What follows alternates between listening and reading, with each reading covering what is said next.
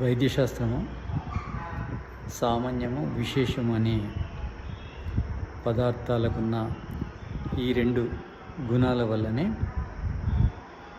వైద్యశాస్త్రము ఆధారపడి ఉంది. వైద్యశాస్త్రం లోపల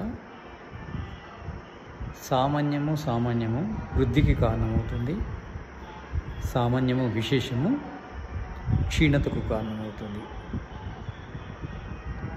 సామాన్యము అంటే ఒకే రకమైన పదార్థాలు రెండు కలిస్తే వృద్ధి అవుతుంది. వేరు పదార్థాలు కలిసినప్పుడు క్షయ జరుగుతుంది. దీనిపైనే మన వైద్యశాస్త్రం ఆధారపడి ఉంది. ఈ సామాన్యము విశేషము అనే లక్షణాలు ప్రతి పదార్థంలో ఉంటాయి. రెండు పదార్థాల